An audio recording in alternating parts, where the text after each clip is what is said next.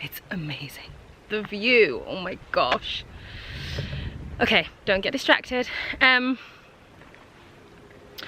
So guys, lack is not a reality. Lack is a habit, okay?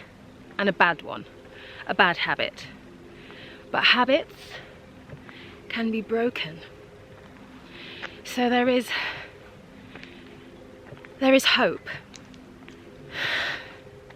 I'm going to stop right here for a quick sec because I want to tell you a story that my mum told me today.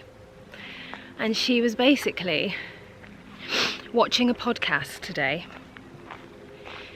and the guy was talking about an experiment that was done with rats in a cage. And these rats basically had 2 water bottles. One water bottle was just pure water, and the other water bottle was water and cocaine. So every day the rat would consume the water with the cocaine, and lo and behold, it would die. The rats, one after another, would drink this water day after day with the cocaine, laced with cocaine, and they would kill themselves and die. So another professor came along and sort of was looking at the experiment and said, well, let's switch it up a bit. The cage is totally empty. All that's in the cage is these two bottles.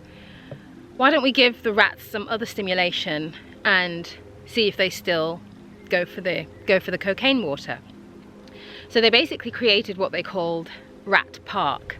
So they had, you know, all these different stimuli, things to play with, toys, running wheels, all sorts. It was like a wonderland for rats. And they gave these rats some friends. So in the initial experiment, the rat was by itself, on its own, isolated and on its own. In the second experiment, the rat had friends. So there were a few of them in this rat park, and lo and behold, not one of the rats ever consumed the cocaine water. Not one of them.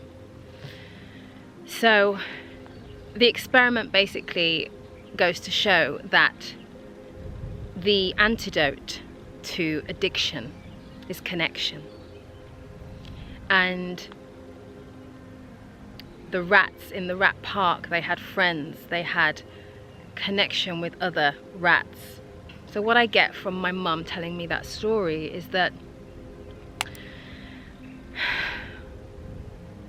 when we feel isolated, when we feel traumatized, when we feel stuck and blocked, and that we can't set ourselves free from our circumstances, and we feel like we're doing this all alone on our own, with no one who truly sees us or truly is connected to us like that, we tend to move towards addictions. And these addictions can be anything. It can be, you know, obviously drugs, sex, money, all of that. And so if I stay in line with today's topic, which is addiction to lack. Lack comes in all shapes and sizes, doesn't it? Comes in all forms. We can be addicted to the lack of relationships or friends in our life. So if a relationship or a potential romantic connection comes into our life, we may sabotage it because we want to feel safe, don't we? And all we've kind of known is being on our own. So all we've really known is how to be on our own. So when someone comes along offering companionship, that might feel really scary and really foreign to the nervous system. So then we quickly fall back, we quickly sabotage, and we fall back into our lack, world of lack, So now we're lacking a romantic connection. We might do the same with friendships. We might sabotage those because of trust issues and we don't want to get hurt. Opportunities to move up in our careers or in our professional lives, we may sabotage that also, because it's almost like the idea of it's almost like we get so scared of our dream life, we get so scared of our own manifestation, our own vision, that we run away from it. And where we run to is back to the comfort of the lack that we've been indulging in all of this time. So most of the time we're not chasing more, we're chasing wholeness. And wholeness comes with closeness, and closeness comes with connection, and connection comes with other people. And often we feel like we're craving success, and we're not. We're craving emotional closeness, emotional security. So where are we stuck in cycles of lack instead of moving towards abundance, which is the thing that we all desperately want in life? Abundance in every area of our life. I do believe that scarcity is an identity also. It's not just a circumstance, it's definitely an identity. I'm trying to find somewhere to sit, but I daren't in case an animal bites my bum. Like a gecko or something scary. I'll just stay here.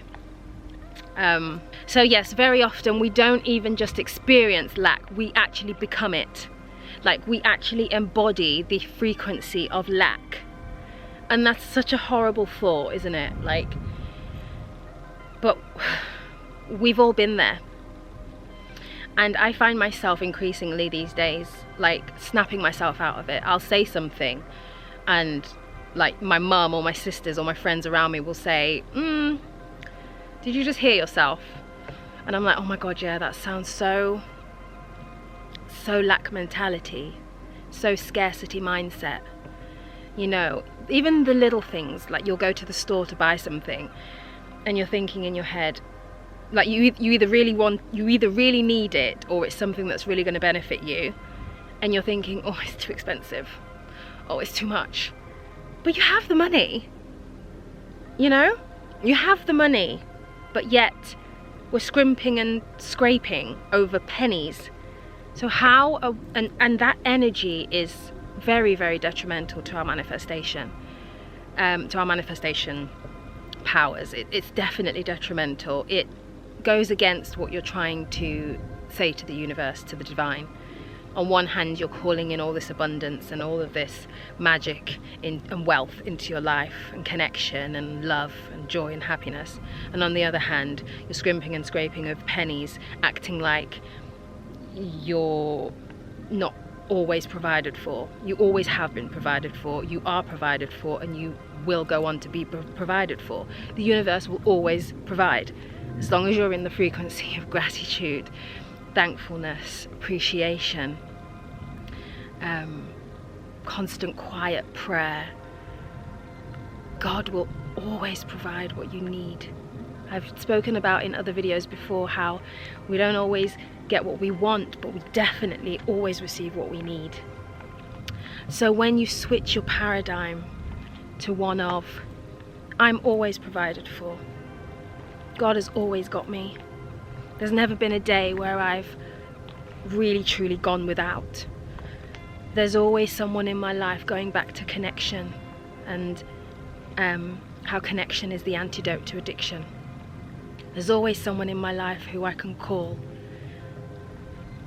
even if it's not readily obvious in your mind who that person could be. Some of us don't really have anyone, but if we really, really thought about it, we do.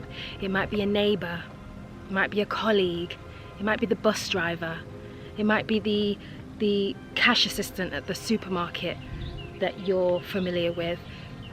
There's always someone that you can ask for help from. I'm going on a bit of a tangent now, but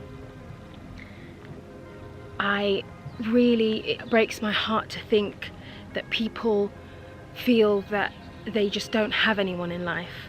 A lot of us have a lot of people around us and we still feel disconnected.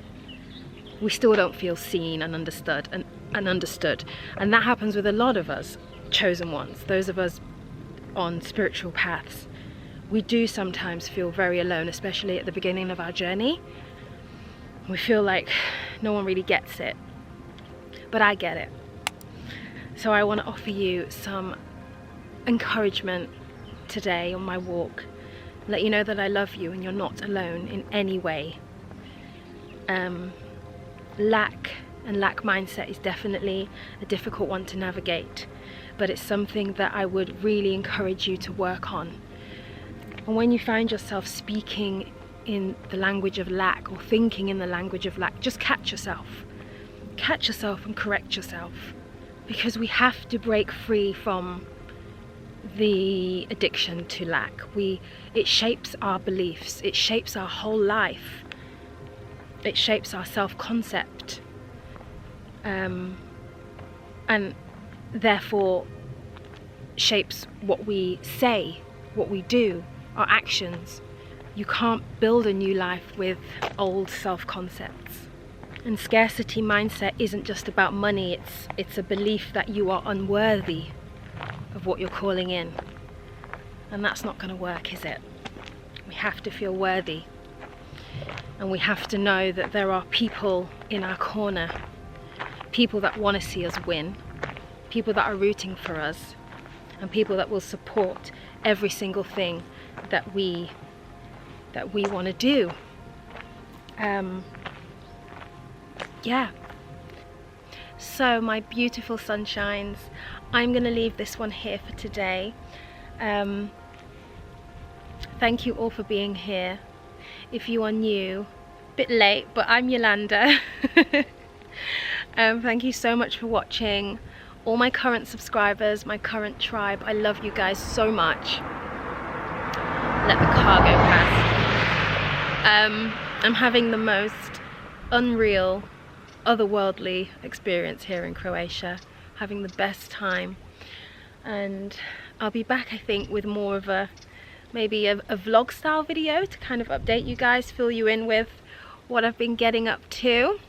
But for now, I'll leave that here and I'll blow you lots of kisses and I'll see you next time. Bye.